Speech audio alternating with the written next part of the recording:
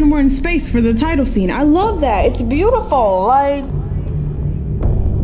that's not the Earth, right? The Earth is round, just so y'all know. I'm tired of all the flat earthers out here, bro. I'm tired of all the flat earthers. It's not possible for the Earth to be flat. It's literally not. Everything in science contradicts it. You are so dumb. You are really dumb. For real. A logical fallacy is an error in reasoning. It occurs when an argument's form is flawed. He categorized them into two types. Those depending on language, arguments failing at the level of grammar, and those not depending on language, arguments failing at the level of logic. If an argument is fallacious, it is wrong, illogical, and invalid. Sophistry is the art of using flawed arguments to deceive.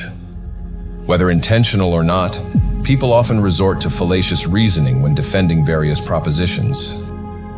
Without a firm grasp of formal logic and an awareness of common logical fallacies, as taught in the trivium, it's easy to be misled. The appeal to authority fallacy.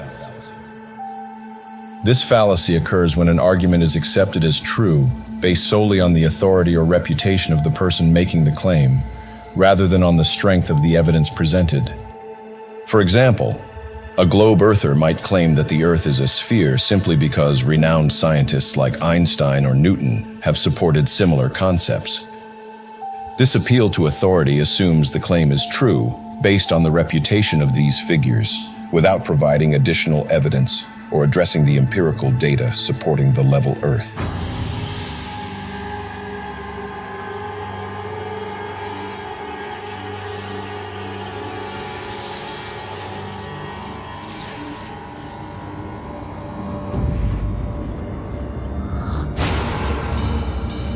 And get this theater was supposedly fireproof. 1 month after being opened, it burns down. This is incredible. And we have seen this exact story before from our St. Louis episodes, when they say that the fire started due to lighting the curtain on fire. So this curtain starts on fire, and the fire exits were locked or hidden, which sounds like a planned opinion. Even if this wasn't an event, let's think logically here. In 1871, during the Chicago fire, when 17,500 stone and brick buildings were magically burned to the ground, even though we know that stone and brick does not burn to the ground from house fires, which is why you have stone and brick fireplaces inside your living room. And everyone all over the world remains extremely calm, and your neighbors don't seem to mind either. It doesn't and never will spread to their house or to the basement. It won't make your house look like a bomb went off. And I guess I should say don't try this at home, but come on, you get the point. What?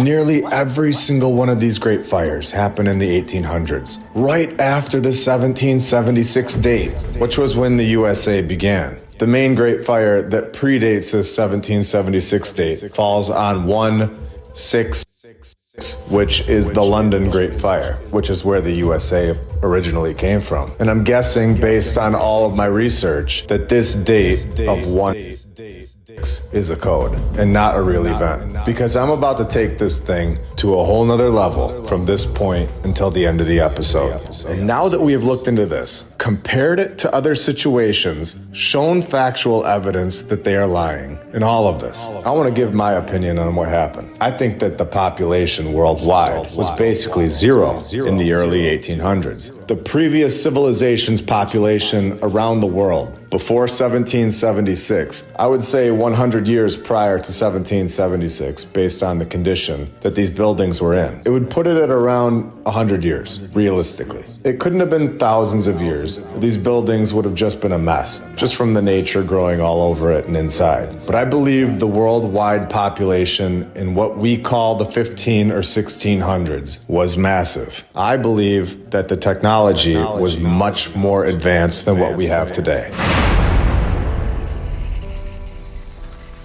That's why history repeats itself every 7,000 years, because it takes them 7,000 years to act out the biblical script and then they have a reset where they depopulate the earth and they start it back to Genesis again. The world is a stage, and the script that they acting out is the Bible. That's why the president put his hand on that Bible.